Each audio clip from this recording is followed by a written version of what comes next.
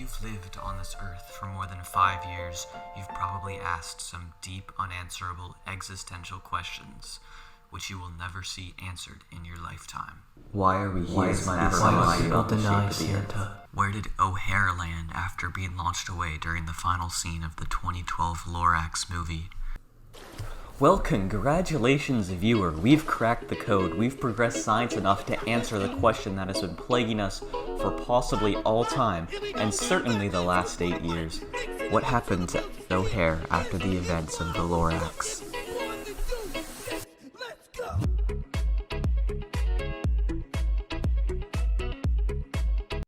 How OHare could have feasibly been sent to Brazil?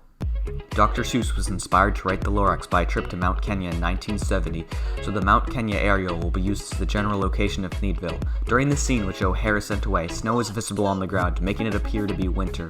Winter at Mount Kenya generally has southeasterly winds, and the area southeast of Mount Kenya is relatively flat, so OHare would not hit any obstacles along the way. The object used to carry OHare away appears to be some kind of turbofan, which usually has a battery lifespan of about 50 hours. Based on the placement seen in the movie, OHare would be traveling at around 15.34 miles per hour, or around 767 miles total, putting him northwest of the Isle of Aldabra. Assuming he was able to survive on rainwater, there's a small chance that a boat traveling to or from Mozambique or Comoros could intercept him. Most boats passing through the Indian Ocean are trading boats, and the main traders with Mozambique are BRICS countries, including the nation of Brazil.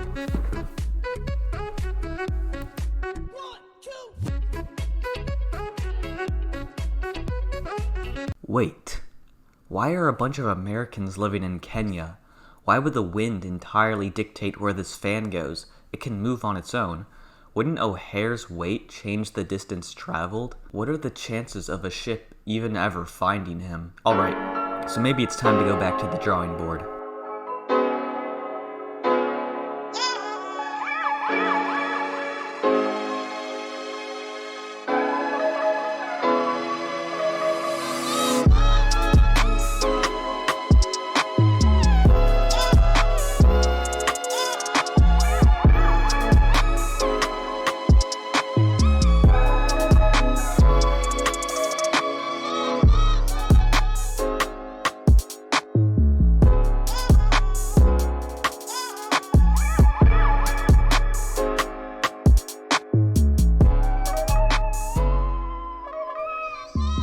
OHare would have likely started his flight in the Serengeti, as Dr. Seuss based the Lorax off the native Potus monkey, and the geography of the area surrounding Thneedville resembles a futuristic mutated version of the Serengeti, which is in Tanzania and Kenya. The Barbaloot's presence would disprove that, as they appear to be small bears at first, but they are much more likely some form of mustelid which could easily live in that geographic region. Next, we have to determine what direction OHare would have been flying in. If you look at an image inside of the city versus outside of the city, you'll notice that there only appears to be snow inside the city, which leads me to believe the snow is artificial. It would make a lot of sense that in a city where everything is fake and simulated, seasons are too. This is where it gets interesting, because Thneedville is a bunch of Americans living in the southern hemisphere. It's most likely actually summer in Kenya. The same time of year Americans would be celebrating Christmas. During the summer in Kenya, the sun sets in the northwest of the sky, meaning that the shadows during the afternoon, the time of day when OHare launched, are facing southeast. Southeast is also the direction which OHare appears to stabilize facing, so we can assume that he would continue to travel southeast. OHare was traveling at least 50 miles an hour on a jet helmet that was previously seen carrying about half a ton of weight. This means the jet helmet was most likely powered by nuclear fusion, as it is the only theoretically achievable fuel capable of carrying this weight for so long. Due to how much distance he would be able to cover,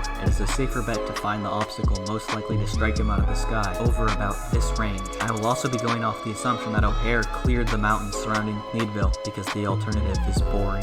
OHare would start his flight in the Serengeti and quickly gain enough height to the point where geography is unlikely to stop him in his path. What would be likely to stop him? Weather. OHare would reach the ocean first when he flew over the Indian Ocean near the northern half of Madagascar. This area is very prone to thunderstorms, and those thunderstorms would be the thing most likely to strike OHare out of the sky, meaning OHare would end up in the Indian Ocean north of Madagascar. At this point, we need to analyze currents. The Agulhas current, named for Cape Agulhas, South Africa, would have taken OHare's most likely dead body into the southern Atlantic Ocean, into the northward flowing Benguela current. This is the moment of triumph for OHare, where he got to make his final mark on the world, even as a month-old corpse. OHare's body, preserved only by sea salt and the fact that 100 years in the future every single fish that would scavenge his body is extinct, OHare would have entered the South Equatorial Current, which would have left his body to wash up on the coast of Brazil.